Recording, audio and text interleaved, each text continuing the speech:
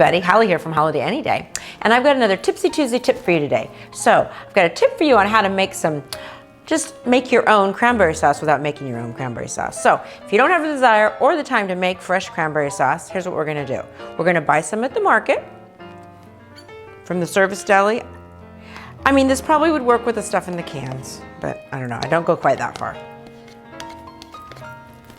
And then add some goodies to it. Let's add some grated ginger. You can add just about anything you want. But we've got some grated ginger. We've got some grated orange zest. And how about we make it a little crunchy and let's add some chopped pecans.